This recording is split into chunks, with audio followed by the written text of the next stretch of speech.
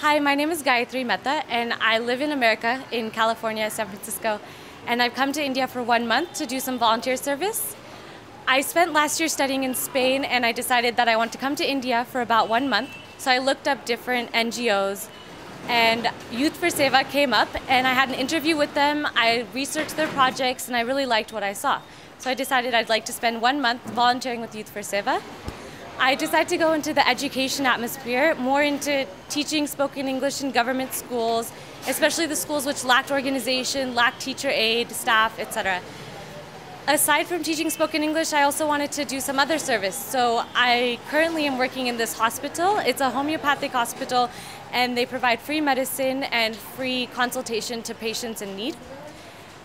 So I started working in the government school. It's LB Nagar Government School and I teach Urdu medium students, classes 3, 4, and 5. Every day I go for about 2 hours and I talk to them about different verbs, usage, sentence structure. We play games, I teach them songs. The thing is that you can't exactly teach English in 1 month. So I decided the best way is to ask them what are their goals, what are their motivations. I explained to them, what goals means, what motivation means, and I had each of the students explain to me, not only in Hindi but also in English, what they want to do in the future and how they can go about achieving that goal. I learned that a lot of the students had very ambitious goals, such as becoming doctors, engineers, wanting to travel outside of India. And that gave them a little more motivation to speak English, to learn English, to want to study. So not only do we play games, things like that, I assign homework and all the students always come with their homework prepared. It's great. Teaching spoken English has been a great experience for me. I've learned a lot about how the schools are run in India. A lot of them need help. There's a lot of students in need, a lot of students who are eager to learn but don't necessarily have the resources to, gain that knowledge. Aside from this teaching spoken English classes, I'm also volunteering at a local girls' blind hostel in Malakpet. And in this hostel, they have about 70 different girls, all with visual disabilities, and all also wanting to learn spoken English, wanting basic companionship. So with them, we play games, provide companionship, teach them different songs, read them stories, also teach them with English. A lot of the girls speak Hindi, or speak Telugu, a little bit of English and a little bit of Hindi. Tuesdays and Thursdays I dedicate at the Blind Girls Malakpet hostel.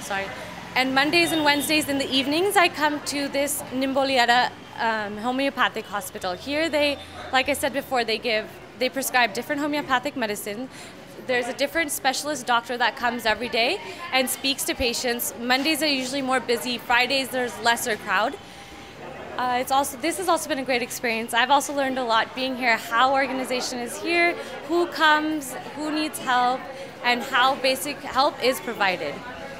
Other than that, I've been having a great time with Youth for Seva. Youth for Seva has taught me a lot in terms of India's educational needs, environmental needs, and health needs, what different slums lack, what they need, what resources they don't have, and it's been a good time. Living in America, I don't get to see on a daily basis what help is needed around the world. So coming to India and seeing all of this, experiencing all this for myself has definitely taught me a lot. I honestly believe that going back home, I can explain to the people, all my friends back home, what it's like, living in a different country, a country that needs lots of help, or a country that's lacking basic resources. So definitely will recommend Youth for Seva, the organization, to my friends. Whoever comes to India and wants to help, wants to volunteer, Youth for Seva is definitely a good choice. I believe that, we're so privileged. We get to live in a world that we have basic running water, we have basic health facilities, basic education, that we don't realize that there are lots of people out there that don't exactly have those kinds of needs, that want to, but they don't have the ability, the access to those.